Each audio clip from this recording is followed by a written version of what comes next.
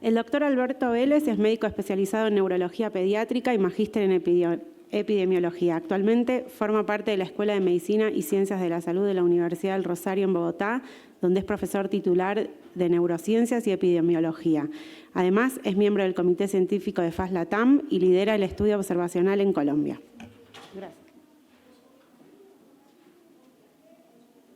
Hola, buenos días a todos y a todas, como dicen aquí. Bueno, yo voy a repetir un poco lo que dije ayer, pero voy a profundizar en algunas cosas de las que no dije ayer. Vamos a hablar sobre todo en la parte de tratamiento, pero igualmente quiero hablar un poco de las cosas de epilepsia que son importantes. Ayer hablamos de que había un desbalance entre los mecanismos excitatorios y los mecanismos inhibitorios. Quiero recalcar que los mecanismos excitatorios están relacionados con el glutamato, el aspartato, que generalmente están relacionados con los canales de sodio, y los mecanismos inhibitorios están con el GABA. El GABA mantiene ese tono inhibitorio en el cerebro y contrarresta las salidas glutamatérgicas excitatorias, y por eso pues, mejora un poco la condición y mantiene el equilibrio entre las dos áreas. Cuando hablamos de la fisiopatología de Angelman, pues ya hemos visto las gráficas, pero hay una parte importante que hay que recalcar, es la pérdida de los genes que se relacionan con GABA 5, 3 y G3. Como dijeron también, la expresión apropiada del V3A está relacionada con la plasticidad sináptica, con la sinaptogénesis, con la maduración morfológica neuronal y con el mantenimiento de niveles adecuados de neurotransmisor GABA. Entonces, ahí se cree que la relación de la pérdida del GABA está muy relacionado con las crisis, pero seguramente hay otras partes del gen que también tienen que ver con la presencia de crisis por esa falta de regulación que tiene el V3A en los pacientes, sobre todo que tienen de lesión. Entonces, hablando del GABA, pues como dijimos, se afectan estos genes que codifican los receptores del GABA, y lo que se ha visto es que cuando hay alteración en estos hay una mayor severidad de la epilepsia, y pues también en algunos estudios se ha visto que la ausencia de esta subunidad B3 es responsable del enlentecimiento de las crisis, del electro, y sobre todo de la presencia de crisis mioclónicas y las crisis clónicas. Entonces, pues ahí como vemos, pues hay un rol muy importante de la subunidad A5 del GABA, y pues posiblemente tiene mucho que ver con la presencia de este tipo de crisis. Ayer mostramos esta gráfica. Como vemos, hay una hiperexcitabilidad de los circuitos neuronales, pero posiblemente pues, está dada por la disfunción de las neuronas GABAérgicas en la corteza, la acumulación de las vesículas sinápticas y sobre todo también con la reducción de la inhibición tónica, que posiblemente no tiene nada que ver con este GABA, sino también tiene que ver con otros tipos de manifestaciones genéticas que tiene la situación. Bueno, eso lo mostré solamente para recalcar que la epilepsia es muy importante en los pacientes con Angelman. Las crisis son muy frecuentes, sobre todo en la primera infancia. Ahora, tienden a mejorar en la pubertad y vuelven a aparecer posiblemente en la edad adulta. Ahora, yo creo, y en los pacientes que hemos visto y los pacientes que hemos evaluado en estos años, creo que estas cifras posiblemente están aumentadas con crisis no epilépticas, con temblores, con distonías, con estas manifestaciones que ya vimos ayer y que el doctor Carlson también nos habló, porque lo que estamos viendo es que la verdad en los pacientes, por ejemplo en el estudio que estamos haciendo, no todos, o sea, no 90% tienen crisis. A lo mejor algunos tuvieron crisis, pero hay otros que no, o sea, más del 10% no tienen crisis y se confunden estas manifestaciones con crisis epilépticas. Eso es otra cosa que yo creo que también hay que verificar, y creo que el estudio de historia natural de que están haciendo en el mundo, creo que también nos puede modificar un poquito el tipo, el subtipo de crisis que tenemos. Nosotros lo que vemos en la práctica y lo que hemos visto en el estudio, por lo menos aquí en Colombia, es que las crisis más frecuentes no son las tónico-clónicas y no son las crisis atónicas. Bueno, hay crisis mioclónicas atónicas, sí, y hay muchas crisis mioclónicas solas y muchas crisis de ausencia. Y muchas veces los padres son lo que se quejan. Ellos dicen que las crisis de ausencia tal vez son los más importantes que ven, lo que pasa es que posiblemente pasan muy desapercibidas. Y lo mismo las crisis mioclónicas, que en los estudios dicen que son el 12%, pero la verdad es que yo creo que se confunde con las crisis atónicas. Las crisis atónicas, pues el paciente pierde el tono, pero las crisis mioclónicas también puede perder el tono. O sea, hace la crisis mioclónica y el paciente se cae. Y entonces pienso que la crisis mioclónica atónica tal vez es una de las crisis más importantes que podemos ver ahí. Ahora, como siempre ya hemos dicho, lo han dicho varias veces, la de lesión es el tipo que tiene más crisis, menos en los tipos de mutación y impronta. Y en el UPD también vemos que muchos de los pacientes no tienen ese tipo de crisis o posiblemente tienen algunas pequeñas crisis en los primeros años y después desaparecen. Bueno, esta es lo que les decía yo. Aquí vemos esta paciente que tiene una pequeña ausencia y después hace una caída. Esto en general se diagnostica como una crisis atónica, pero si uno se pone a ver, la paciente hace un brinco antes de hacer la caída y posiblemente es una crisis mioclónica en la que la paciente pierde el equilibrio y se cae. Entonces es importante, y además, como vemos en el electroencefalograma, la actividad de polipunta onda en los que hacemos neurofisiología está más relacionada con una crisis mioclónica que con una crisis atónica en estos casos. Habría que posiblemente hacer estudios coordinados entre electroencefalograma y electromiografía para establecer claramente este patrón, si son atónicas o son mioclónicas. Igual pues no importa mucho, porque pues tal vez lo que tenemos que diferenciar aquí es que no sean crisis focales, sino crisis generalizadas, y porque el tratamiento posiblemente va a cambiar si son unas u otras. Ahora, vuelvo a hablar de que hay que diferenciar de las crisis, me perdió.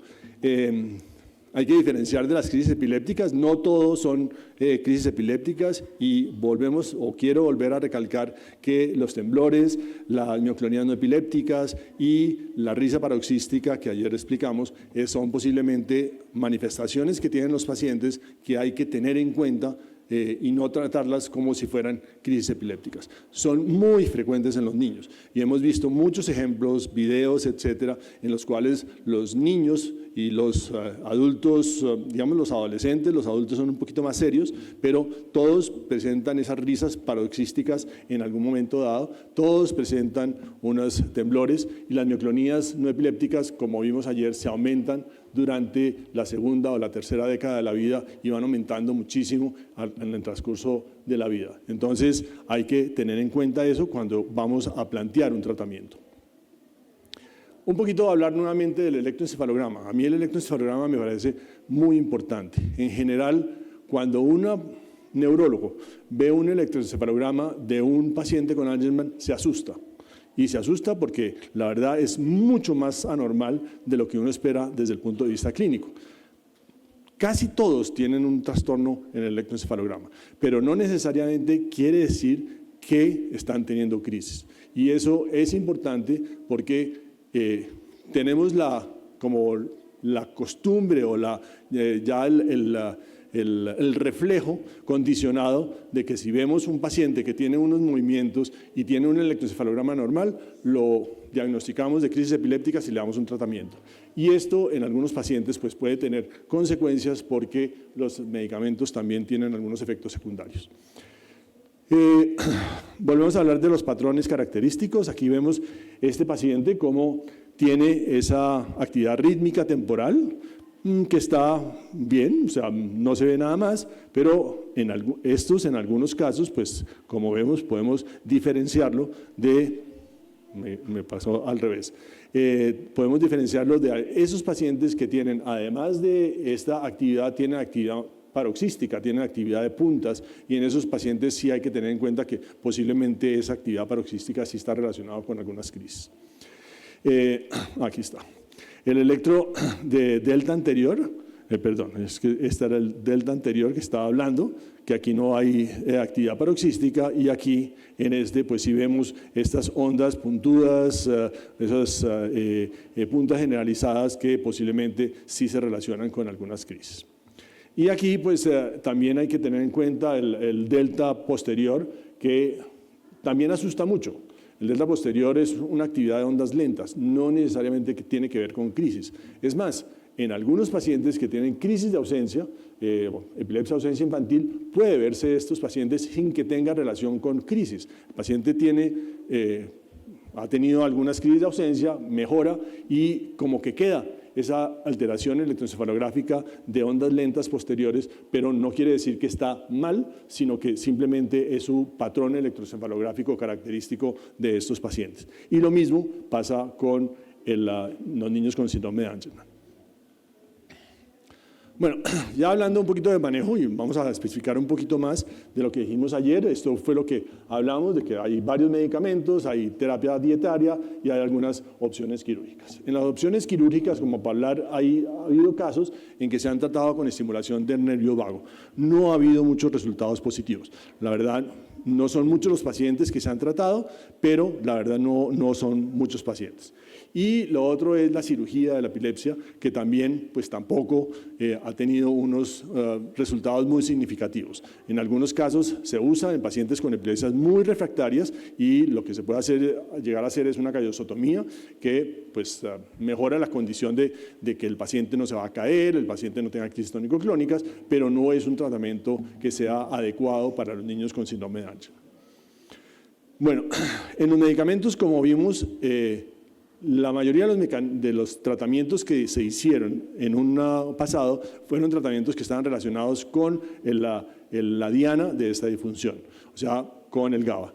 Y entonces se utilizaron el ácido valproico, el clonazepam, no había clobazam en ese entonces, y se utilizaba también el fenobarbital con uno de los mecanismos que tiene el fenobarbital, aunque el fenobarbital también trabaja sobre los canales de sodio. Y últimamente pues el topiramato, pero el topiramato ha tenido muchos efectos secundarios.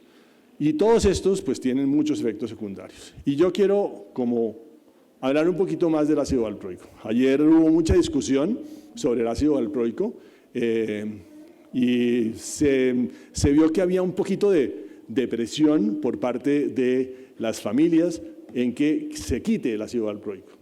El ácido valproico es una buena medicación, es una medicación que conocemos desde hace mucho tiempo, es una medicación que sabemos cómo funciona, que es barata para nuestros pacientes y tal vez es la medicación que está recomendada en pacientes cuando llega un paciente con una crisis sin que uno tenga que pensar si es una crisis parcial o una crisis generalizada. Pacientes general, una crisis. En general, cuando llegan los niños con síndrome de Angelman al médico general en atención primaria, pues él no se pone a pensar, esto puede ser un síndrome de Angelman. El paciente tiene una crisis, hay que tratarlo. Y nosotros hemos trabajado mucho en la herramienta de atención integral a enfermedades prevalentes de la infancia. Fuimos unos de los que trabajamos el módulo de epilepsia en esta herramienta, y lo mismo pues, con nosotros, Ecuador y Brasil, llegamos a la conclusión que el ácido valproico era la mejor medicación para empezar un tratamiento. Ahora, si el paciente con Angelman se diagnostica, dice, síndrome de Angelman, hay que quitarle el ácido valproico. Pues no, porque depende, todo depende en medicina. Nosotros no podemos hacer 100%. Si un paciente está bien, si un paciente ha controlado sus crisis, si un paciente no tiene temblores, si un paciente no ha aumentado la distonía, no ha aumentado la ataxia, dejémoslo, no hay que cambiarlo. Ahora, si nosotros tenemos un paciente que diagnosticamos de síndrome de Angelman, porque tiene un retardo del desarrollo, porque tiene un fenotipo especial, tenemos el estudio genético, no ha convulsionado y el paciente empieza a convulsionar, pues no le pongamos ácido valproico, pongámosle levetiracetam o pongámosle otra medicación para evitarnos seguramente ese efecto secundario que ya conocemos. Entonces, como dijimos ayer, pues hay que balancear un poquito la situación. Si vamos a poner en el lago, que hay peruanos, no, el lago Titicaca, llega el señor médico general, atención primaria, y le presenta a un niño con Angelman, pues posiblemente no conoce el levetiracetam, pero sí conoce el ácido valproico, o conoce alguna otra medicación. Pues no importa, ya lo veremos después, pero que no satanicemos, como dijimos ayer, el ácido valproico como medicación inicial de cualquier tipo de crisis, y sobre todo si el paciente está en buenas condiciones, no tiene alteración, pues tampoco lo quitemos porque es una buena medicación, es barata y se consigue prácticamente en todas partes. Bueno, pero en fin, la historia ha cambiado un poquito, han llegado nuevas medicaciones y pues pasó que llegó el levetiracetam y últimamente, sobre todo en Estados Unidos, llegó el clobazam. El clobazam en Europa está hace mucho tiempo y bueno, son medicaciones que están más adecuadas con el síndrome, con la situación de falta de inhibición de los trastornos de crisis. Y entonces, pues el levetiracetam es una medicación, como vamos a ver ahora, muy fácil de dar, pocos efectos secundarios y también pues ahora se está consiguiendo mucho más. Ahora, lo que sí está claro es que hay unas medicaciones que no podemos dar. Hay unas medicaciones que están relacionadas con los mecanismos excitatorios, que son medicaciones que alteran y que afectan al niño, que aumentan las crisis de los niños y que pueden llevar a que tengan estatus epilépticos o estatus no epilépticos. Entonces, evitémoslo. En los niños pequeñitos, sobre todo son pocos, pero hay algunos niños que tienen crisis antes del año, nosotros pensamos por el tipo de crisis que tiene, que son espasmos epilépticos. Si nosotros le damos vigabatrina a ese paciente, va a estar mucho peor y vamos a empezar a darle una cantidad de medicaciones que no se relacionan y que no tienen nada que ver, que van a empeorar la situación del niño. Entonces, pues la idea es que pensemos siempre, si en estos niños, si tienen un fenotipo específico, pues tratemos de diagnosticarlos muy tempranamente. Entonces, como les dije, el levetiracetam es una medicación que ha ido tomando mucho auge en el mundo, en epilepsia de todas las edades. Aquí en Colombia está, ¿cómo se dice?, autorizada después de los 2 años, aunque pues neuropediatra lo utilizamos desde antes del año. Es una medicación que tenemos muchos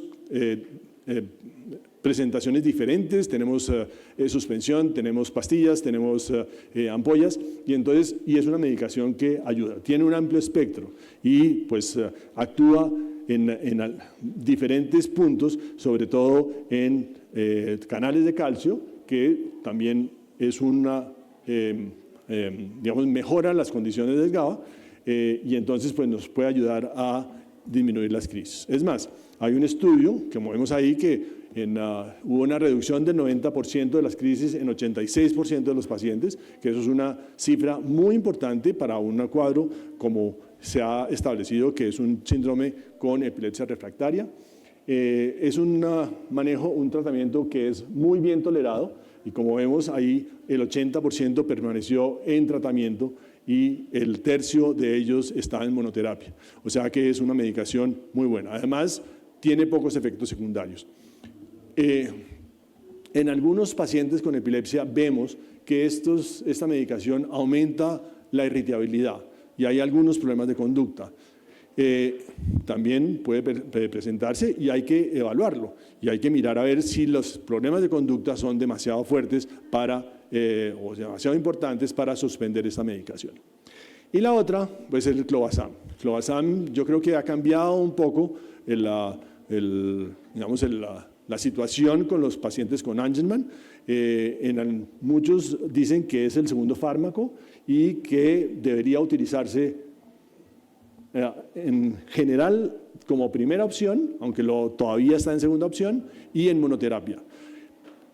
Los neuropediatras y neurólogos tenemos susto a la monoterapia con benzodiazepinas, porque con el ribotril hemos visto que se presenta una tolerancia ante el ribotril y los pacientes dejan de tener resultados positivos con esta medicación.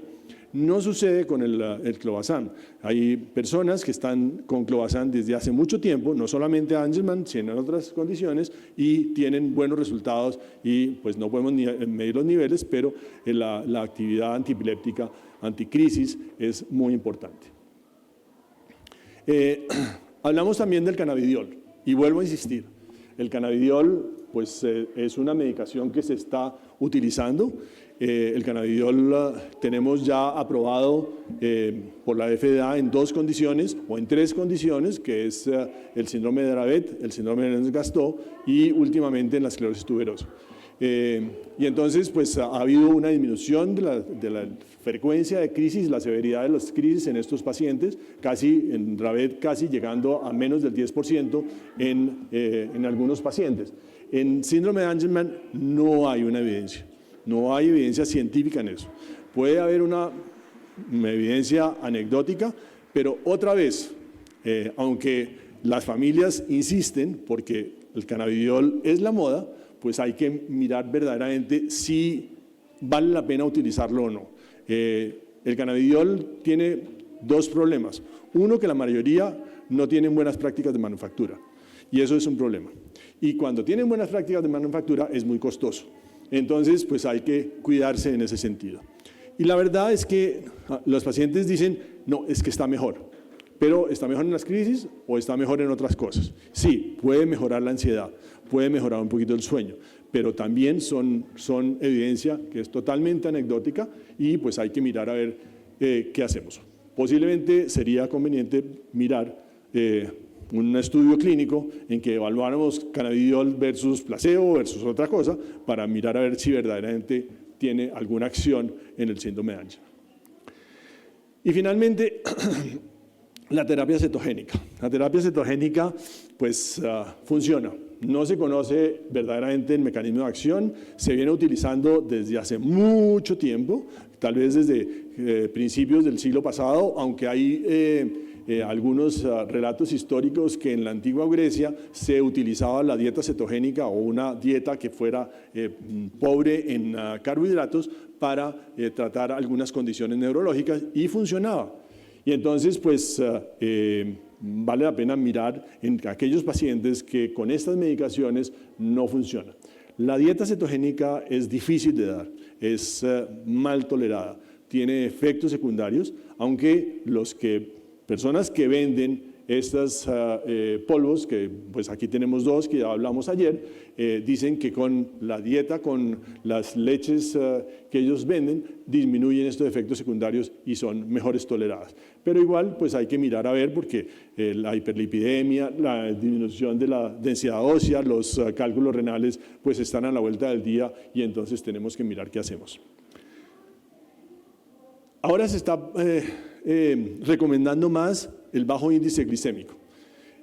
El problema del bajo índice glicémico es que, pues, digamos que es más fácil de dar y no es un problema, es más fácil de dar, pero las personas que lo hacen no lo hacen bien porque no tienen una asesoría clara por una nutricionista de qué pueden comer y qué no pueden comer. Y entonces, pues, le quitan muchas cosas a los pacientes y también, pues, pueden llegar a una desnutrición importante porque no están comiendo balanceadamente en su dieta.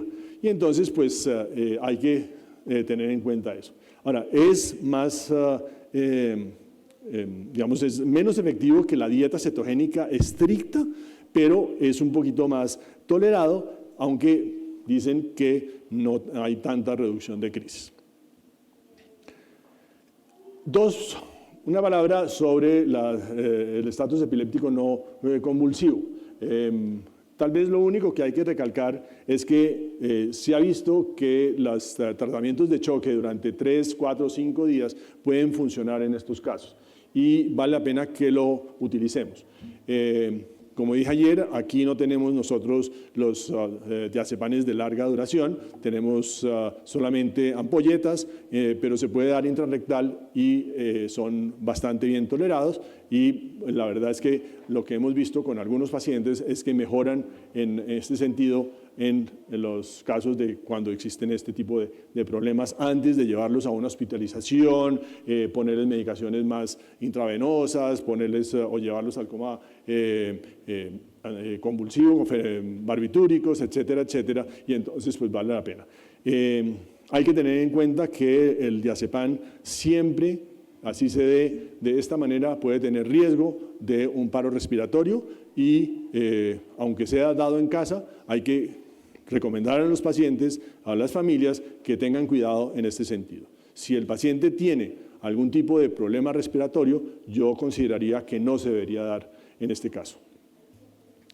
Bueno, esto ya lo vimos ayer, tal vez no es para este grupo, pero sí decir que hay unas recomendaciones que se han dado a través de los diferentes estudios y como dije anteriormente, el levetiracetam, el clobazam son tal vez los medicamentos más recomendados en este sentido y que no se deben suministrar, pues, si se puede, ácido valproico o fenitoína, carbamazepina, fenobarbital, etc. Bueno, muy bien. Hay ahora un estudio clínico. Yo no voy a hablar mucho de eso, no lo conozco mucho y no sé en qué estado está. Encontré que en este momento pues está en fase 1, 2, ya se demostró seguridad y una tolerabilidad aceptable. El ácido, el alogabat, que es un modular alostérico positivo del receptor GABA-A alfa 5 y en el cual pues aumenta la función del receptor, puede mejorar la sintomatología, puede disminuir la severidad de la epilepsia y pues en hace un par de años o un año es pues, una medicación que todavía está en fase 2 y que posiblemente podría ser interesante para tratar a estos pacientes, como dijo el no me acuerdo, doctor de Ecuador, que posiblemente sería combinar en algunos pacientes los tratamientos genéticos con esto para mejorar algunas condiciones que tienen los pacientes. En este momento están empezando una fase 2A, en los cuales pues, van a ver más sobre la farmacocinética y la seguridad y van a empezar a evaluar los cambios a nivel electroencefalográfico. Yo creo que todavía falta y pues los investigadores nos podrían hablar un poquito más de eso posteriormente, porque yo la verdad no encontré nada más sobre eso, pero podría ser algo interesante. Entonces, finalmente, pues esta foto nos permite decir que estos tratamientos, ya sea esto o cualquier otra, pues nos llevan a que posiblemente démosles alas a volar solos, como esta chiquita que verdaderamente ha sido el motor del por qué yo estoy aquí. Muchas gracias.